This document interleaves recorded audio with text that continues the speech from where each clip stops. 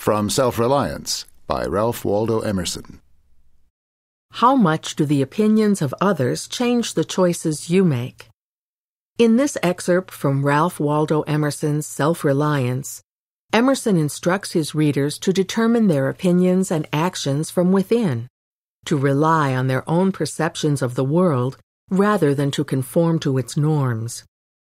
As you read, think about how Emerson's philosophy of life might work in today's world.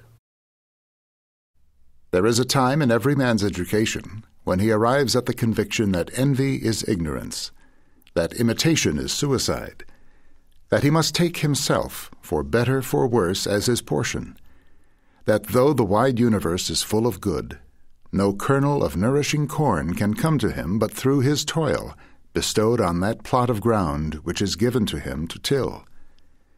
Trust thyself. Every heart vibrates to that iron string.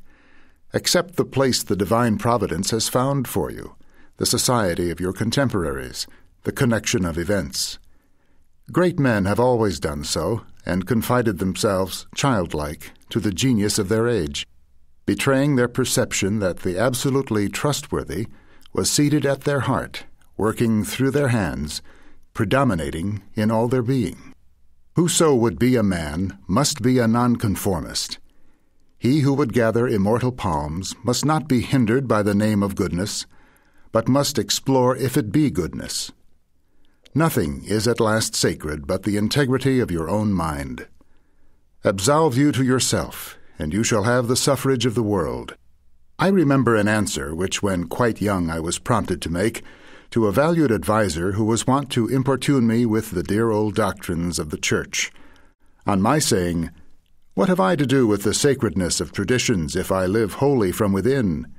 my friend suggested, "But these impulses may be from below, not from above." I replied, "They do not seem to me to be such. But if I am the devil's child, I will live then from the devil. No law can be sacred to me but that of my nature. Good and bad are but names, very readily transferable to that or this.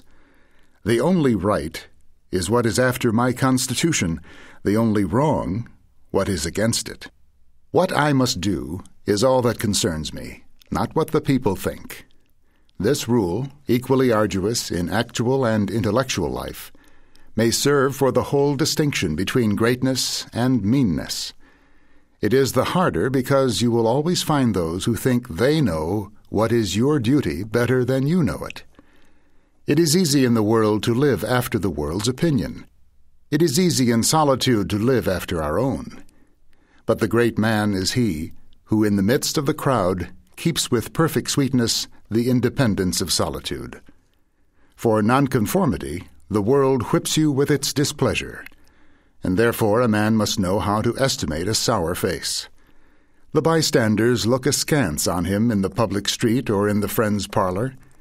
If this aversion had its origin in contempt and resistance like his own, he might well go home with a sad countenance. But the sour faces of the multitude, like their sweet faces, have no deep cause, but are put on and off as the wind blows and a newspaper directs.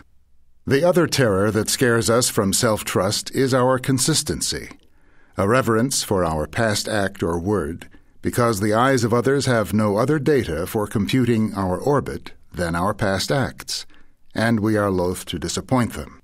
A foolish consistency is the hobgoblin of little minds, adored by little statesmen and philosophers and divines.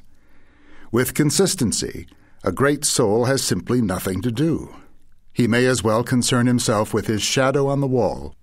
Speak what you think now in hard words, and tomorrow speak what tomorrow thinks in hard words again, though it contradict everything you said today.